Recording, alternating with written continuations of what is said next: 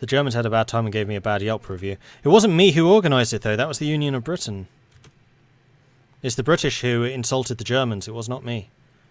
That's why I was a little bit confused by the final sentence, like the end of the Irish project. It wasn't even me. If that meant that the British declared war on us because they'd humiliated Germany and Germany looked weak in comparison, then fine. Annie Kenny elected as chairman of the TUC. She is the very non-interventionist. So that's a good thing for us. She doesn't like leaving the island.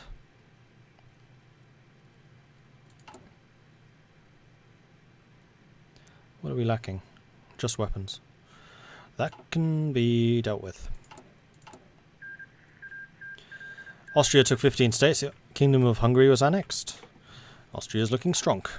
Hey, Praxis.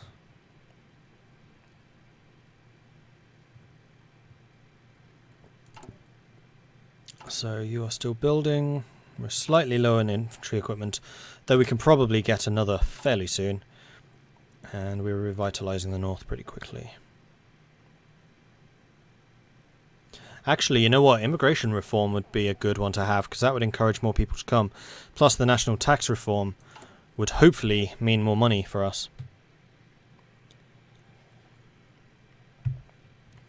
At least it's not Mosley, this is true. What's the play with Ireland? I don't really have one yet. We're going to be playing a very reactionary game. The only real thing that I have in mind is that I want to make Britain Irish again. But right now the British are saber-rattling rather more than I am. But we're still small. Like, we're doing a lot of damage to the country in order to repair the country. Southstadt alcohol factories. Following the commencement of the IFI initiative, the Irish Department of Industry and Commerce have decided on perhaps a rather obvious choice to kickstart Ireland's economy. Alcohol. Ireland has a long and proud tradition of producing Irish whiskey, but much of the production is done in small family-run distilleries throughout the countryside. The proposed Southstadt development will open up several alcohol factories and produce some much-needed employment for our nation. But the location for some of the development is yet to be decided, only that it should be in one of our less industrially developed regions. Ulster, God knows if anyone needs a drink, it's them. Connacht, they need the jobs there. Munster, they benefit the most from the profits. I'm going to say Ulster, because I want to build the north up, and hopefully that will mean that they're less likely to try and break away from us. Celtic culture is best culture. Second International, alright. And revitalising the north is almost done. Boom. Alright, so next up is going to be the National Industrial Investment Fund. Although this is again civilian factory construction speed. It's not the most useful. We probably actually want the immigration reform so that we can get our manpower up. And if it's population growth over time, then that's going to benefit us for the longest. The Irish population are eager and willing to work, but our nation is a small one. The state of our economy to date has been rather unimpressive and uninviting, but the recent developments spurred on by the IEAA, perhaps we can begin improving the situation. Irish business would grow more quickly if we encouraged the immigration from other less developed nations. Do it. Foundation of the Belgrade Pact, so that's the anti-Bulgarians getting into position. How are we doing for equipment? We're still slightly low. Japan announces her ambitions, even though the situation in Japan has been critical ever since the Peace with Honour in 1921. And, whoops. No, I cancelled the wrong unit. Son of a bitch. I meant to cancel the second one. Dominion of Liberia has capitulated to the French. That's really annoying. It's time lost more than anything, but oh well. Harland and Wolff Shipyard. During the 1900s, the Harland and Wolff Shipyard in Belfast had the prestigious honour of being the world's largest shipyard after the capitulation of the British Empire during the First World Creek, and their second capitulation not long after to the trade unionists. It has fallen into disrepair and been overtaken by other yards throughout the world. With refurbishment, it could once again be a great asset, but this time for Ireland, not the British imperialists. We will make the shipyard the envy of the world once more. Production cost of capital ships and carriers reduced, and production cost of everything reduced. And we get 3 free naval dockyards. Hell yeah. Cost 50 political power though. I'm going to wait a couple of days, and then we're going to do that. And the reason for this... Oh no, it's going to take a long time to tick up to that. Okay, never mind. We'll do it. I was hoping to hit 100 political power, which would mean that we could then mobilise a little bit. Doesn't really matter. Yeah, the Titanic was indeed built there. That's true. Okay, we have got mobile warfare. Let's get delay tactics. Loads more organisation for the infantry. Important one to have. Alright, what are we lacking? Guns. And we have lots of free dockyards. Let's start mass producing destroyers then. And that's the Spanish Civil War starting, so the Russian Civil War doesn't seem to have started. Spain is collapsing into anarchy, and the Pope has declared that all good Catholics should support the Carlist cause. We should send aid at once, so we can publicly support them. Or remain silent. You know what? We're going to get involved. Let's do this.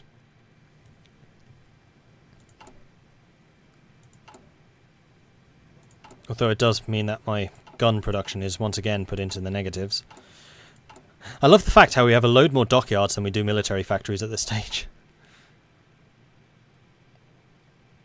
It was a fine ship. No problems whatsoever on the Titanic.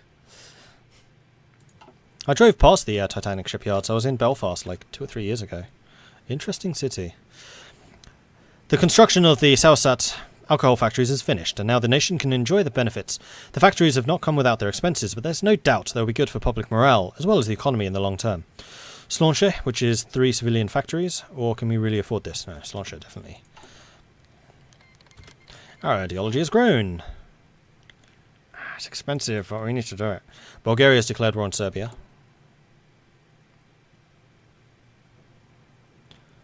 Yeah, if we can get this over 60%, then we get high party popularity, which means even more political power. Who wrote the alternate history of this mod? I don't know. I know they had someone who was like really dedicated to the Irish mod. So that's why Ireland is so ridiculously fleshed out compared to some of the rest. And during some of the internal issues that Kaiserreich had, apparently they left, which is why Ireland's not really had much since. But so far, I'm rather impressed. They've definitely done a rather good job.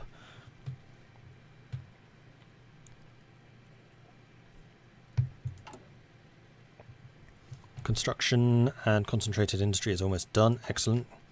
How many building slots do we actually have? We must have tons. 14 in Ulster. 7 in Leinster, 7 in Munster, and only 4 on Connacht. So Connacht is the next place that we need to build up. We've done quite a lot on Ulster. If he wasn't Irish, that's a little weird. I suspect they were Irish. I don't know for sure, but I suspect they were. There we go, concentrated industry and construction. Marvellous. Let's go and research better guns and also heavy tanks. Let me think about this for a moment. So, if we went heavy tanks and mechanized, that's more of a static front line. If we went medium tanks and mechanized, then we could have a very hard-hitting, more reactionary force. I think we're still going to research heavy tanks. No, I think we're going to go light tanks. We'll research light tanks, we'll get to medium tanks, and once we're at medium tanks, we'll actually start getting medium units. Now, we probably will want heavies as well. So, I'm going to upgrade I'm going to upgrade everyone just to be medium tank divisions. Very mechanized. Immigration reform is done. As part of the new IEAA initiative, the Dáil have argued for the expansion of Ireland's immigration policies. Under British rule, immigration to Ireland was almost non-existent and actively discouraged. Now that Ireland is free and her economy is growing at a rapid rate, there is an opportunity to start actively encouraging immigration. This process could prove extremely costly, however, as significant funds will need to be invested into housing developments and administrative processes. There may also be social unrest with a large influx of immigrants arriving on Irish shores. Our choice of policy going forwards will be very important for our nation, and it's important we consider the potential consequences.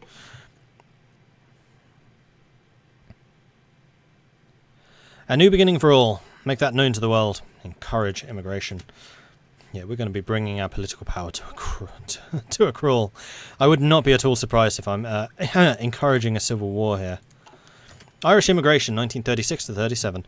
The year of 36 saw the world largely at peace, despite a few conflicts starting to occur across the globe. The Irish government needs immigration laws, and the state of the world at large contributed to the increase of the nation's population. So we gained actually quite a lot of manpower. 14, 30, about 60,000 manpower. Which turned into about 2,000 overall. But as we get more manpower laws, we will get more and more people. So I'm okay with this. Downfall stability expected. The Short Brothers Company, founded in England in 1908. The Short Brothers plc is a private aerospace company with some existing operations in Ulster. Having seen their business suffer significant losses thanks to the fate of the British Empire, they are now looking for new opportunities and see expansion in Ulster as their highest priority. We can subsidise their venture at some cost to our nation, but the benefits of having a prominent aerospace industry are obvious in peace and wartime. So, reduction in cost in everything, we get a load of air bases and also military factories in Ulster. This is really piling on the stuff in Ulster, which makes me a little bit uncomfortable. And we will need to spend another person on steel. We have a lot of convoys. Let's start focusing more on the destroyers.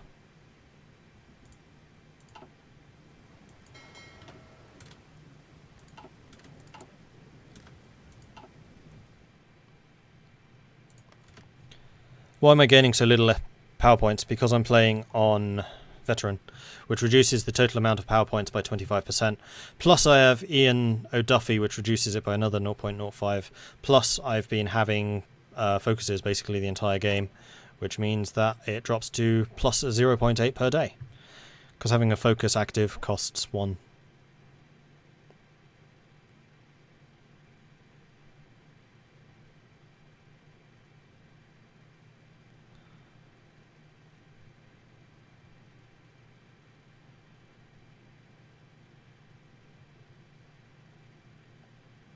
So the National Industrial Investment Fund is probably going to lead to more industries. No, what I think we need to do is political questions of the day, unifying the nation, dealing with the church, and then promoting the Irish language so we get that permanent bonus to national unity. Plus this comes with a load of political power. Despite having gained our freedom from the tyranny of the British rule, Ireland is a divided nation, and there are many great questions that occupy the mind of the public and politicians alike. We must address these questions if our nation is to be able to pull itself together to form a true whole.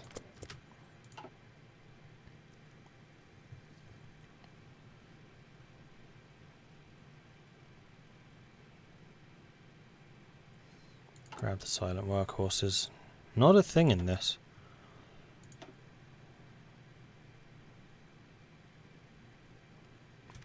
Yeah, it's Ian O'Duffy who's currently costing me. I would really like to replace you with a different head of government, Richard McCahey, although he reduces political power gain even more.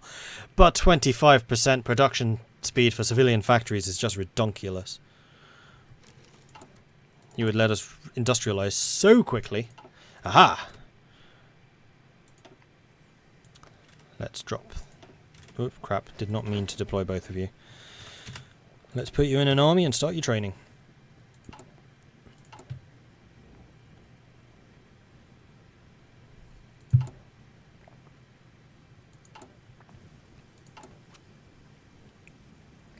Meanwhile, our production efficiency is going up, so we're going to be producing more and more guns, so that's not a problem.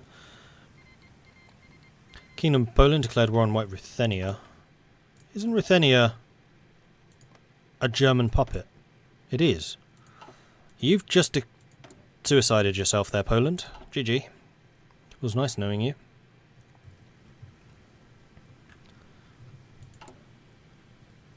Now, what point does stability drop to very low? It's minus 150, isn't it? No, it's 250. Okay, good. We have some leeway. Syndicalism spreads to Burma. Alright.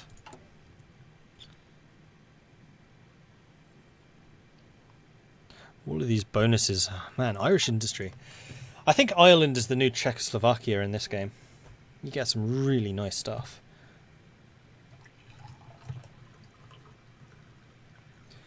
Ian O'Duffy was a bit mental. He was a fascist who was in charge of the organisation called the Blue Shirts. He wanted to have a march on Dublin similar to the march on Rome, and he sent men to help nationalists in Spain. Oh, we have 3 dockyards. Really? We got another one. Right, because we're building them. Ha! Let's get some more destroyers. So that's suggesting to me that we need to research some capital ships. Or at least some cruisers. Maybe Maybe we'll do destroyers and heavy cruisers. Although we'll need a source of chromium. I think the biggest problem that we're going to have is importing enough trade materials to supply the military factories. So we're going to need civilian factories just for that. Let's unify the nation. Oh, it's only 21 days. Some of the chief divisions in our nation could be addressed through the programme of cultural reform. Spreading the Irish language will help unite our countrymen, whilst addressing the long-standing hold of the Catholic Church over Irish values and morality would be a progressive move. Our youth could see the benefit in Scout Scheme, and perhaps our immigrant population would be better integrated with some effort. He must have lived about 10 minutes away from you. Fair enough. Yeah, I must confess I know very little about Irish history. A little bit about Northern Ireland, but that's mostly because I have a couple of Northern Irish friends. Hence the fact I've been to Belfast was to visit them. And as I was saying, really interesting place. Like my impression of Belfast before I went was I knew that it was quite a segregated community between the Catholics and the Protestants, and I just assumed it would be like two enclaves with walls around them. I knew that there were big walls. What I didn't realise is that most of the city is Protestant, but you have these small Catholic enclaves sprinkled throughout the city, and each of these enclaves has their own set of walls. It's kind of interesting. Like, it wasn't just big community over there, big community over there. No, it's community and blah, blah, blah, blah, blah, blah, blah, blah, blah. Hence the problems I have with the marches, because even though the Protestants might be marching from A to B, there will be a couple of Catholic communities between them. And I actually went to one of the marches, not one of the dangerous ones that goes through the Catholic area, just a Protestant one. It's had a really weird vibe. Like, I was a little bit afraid when I went to it first, but it was kind of a day out. I mean, you had kids playing, you had families out for the day, you had a couple of street vendors, that type of thing. It's kind of interesting. Uniting the nation, there we go. Dealing with the church. The state of the church has long been in question since the declaration of Irish independence. Ostensibly, the Republic of Ireland is a secular nation, but as some have questioned whether this is true, it's time to officially resolve the question of the church once and for all in the legislation, and with it direct the future of the nation.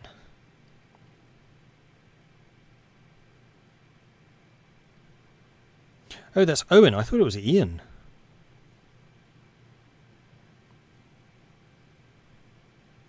No, it doesn't. The industrial branch gives you steel and aluminium.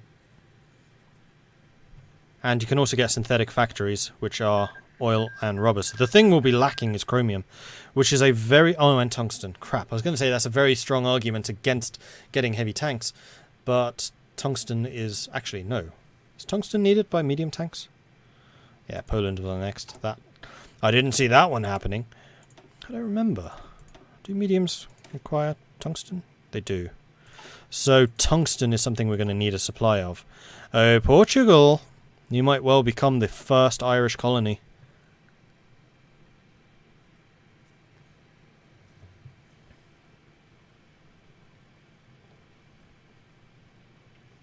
You have to be kind of careful if you go to Belfast with a car registration from the south. I can believe that. I mean, I didn't see any overt hostility there, but there was clearly hostility. And one of the cool things, like if you ever find yourself in Belfast, one of the things I would really strongly recommend you do is what's called a taxi tour, where basically you go to one of the black cabs and you say, I want a taxi tour. They'll all know exactly what you mean. And they will take you on a tour around the city, like giving you insider's information about the various areas you're visiting. And the taxi tour that we did had a Catholic driver, so he was telling us about all of the Catholic point of view and perspective. But my friend was a Protestant, so he was talking with the Catholic guy, saying, oh, you call this Martyr's Corner, we call this Traitor's Corner. And just nuances like that, which was really interesting. And then, like, taking the Protestant friend of mine to areas of, like, really strong Catholicism, where the Protestants wouldn't usually go. But because he was with one of the Catholics, it was kind of fine.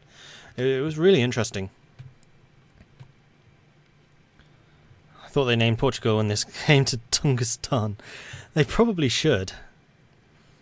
And one of the others is... one of my friends' friends is a former paramilitary, and there are parts of the city that he cannot go. There's basically a price on his head. So we were taking a bus from one of the football matches I went to see, and we would drive on the bus, and he would jump off the bus, run around the Catholic community, then jump back on the bus again once the bus had passed through the Catholic enclave. Like I said, it is a fascinating place. And it's very British, but not. It's kind of like going to Gibraltar. It's oddly British, but there are definite differences. Like, all the police are armed. Actually, are the police armed? I think the police are armed. They certainly drive around in armoured cars. That was a big difference. Like, just every single police vehicle was armoured with the, like, metal reinforced windows and bulletproof sides and that type of thing. I have interesting friends. Yes, I do. I have friends from all around the world. That's the really cool thing. Like, those are from Ireland. I have a couple in Czech Republic as well. Some of them can remember growing up under the communists. That was also really cool. Like every election since 1921, even this election are marred by perpetual manipulations from the ruling Fine Gael party, Taoiseach, and the leader of our nation, Michael Collins, who, despite his high popularity among their citizens, wants to remain in power at any costs. Oh wow, there's a whole thing behind him. Oh, he's an IRA member. No wonder he looks like a gangster. The Fine Gael party wins by manipulation, or democratic opposition wins despite manipulation. So this one means that change of popularity of authoritarian Democrat. Or plus 20%, politics will change, FG becomes the ruling party, public elections will no longer be held. Kevin O'Higgins, Ernst Blythe and Gerard O'Connane become power. And Owen O'Duffy becomes the head of government. No, he's already the head of government. Isn't he? Yeah.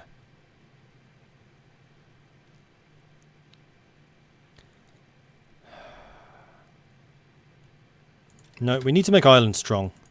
We don't really care about democratic principles. We just want an strong and independent Ireland. Democracy be damned.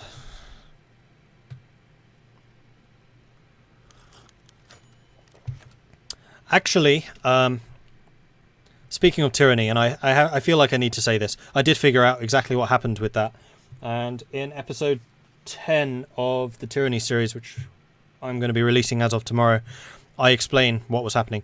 Basically, some of the area of effect spells, which were not firing, is because they actually require a target, which I hadn't realised. I thought, like in Pillars of Eternity, all area of effects you can just aim. But no, some of the really powerful ones, like the charged staff attack, require a target, but they still have a pretty big area of effect bubble, so you're limited in precisely where you can use it, but it can be area of effect. But that does not apply to all spells. Some of the spells are just normal. Once I knew that, I actually won the fight on like the second try. Because a lot of my firepower is these area of effect spells. My main character is more or less a mage. Plus we've got the new guy whose name I've already forgotten, who is definitely a mage. Both of them have area of effect spells. So it made a big difference, just knowing that. Still a really hard fight, but winnable. Yeah, I really like Tyranny. I like that it was a challenge. I am glad it was a challenge because I didn't understand mechanics rather than it being a challenge just because it's, oh my gosh, hard!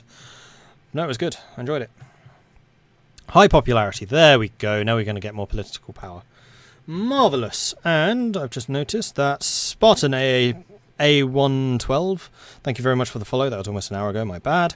And Jack...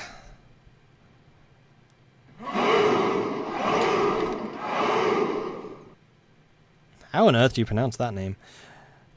Jack Thesh. Oh, Jack the Shit Poster. Now I get it. Jack the Shit Poster, thank you very much for the follow. That is definitely the hardest part of being a YouTuber, is trying to work out how on earth some of these names work. So I'm sorry about that. I'm slow, alright? When it comes to Leet Speak, I am slow. And LJ7HD, thank you very much for the follow. VabisDK, thank you very much for the follow. Appreciate that. I'm getting slightly ahead of you because I get notifications before you do.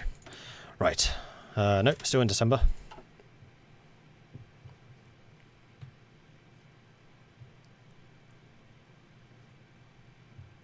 I was like, Jack Thesh? Jack the Jash? How does that work?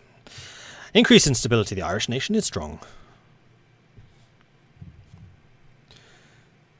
Gruslath, thank you very much for the follow. Appreciate it. New training. Marvellous.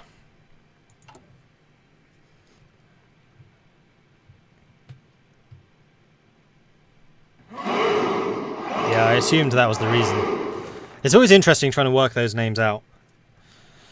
Okay, dealing with the church, we have done that. Now we wanted to promote the Irish language, and then at that point we'll probably stop, because this is the political power increase. I don't really need the additional recruitable population right now.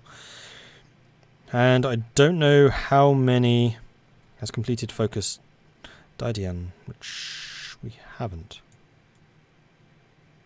I guess that's somewhere else. So we're going to promote the Irish language.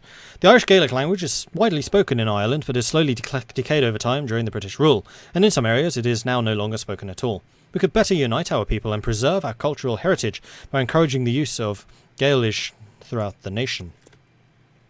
Gaelic, I would assume. Fate of the Church.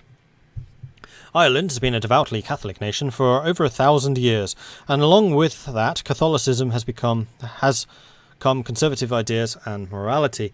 The Irish Republic was founded, however, on the idea of a secular state, where religion would no longer play a role in politics.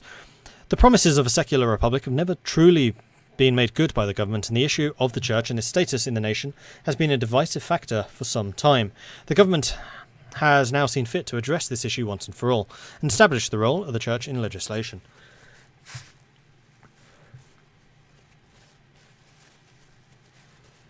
Sorry, hay fever affecting me again. Oh, hasn't been too bad, but it's a hot day again. So we can commit to the ideals of the Republic, a secular Ireland, now and forever. Political power gain plus 2%, national unity plus 2, political power. Or recruitable population from Catholic supremacy, political power, and change in popularity of paternal autocrats. I don't want the paternal autocrats growing. Recruitable population is tempting, though. We'll take the political power. Secular supremacy, I'm going with what I believe here.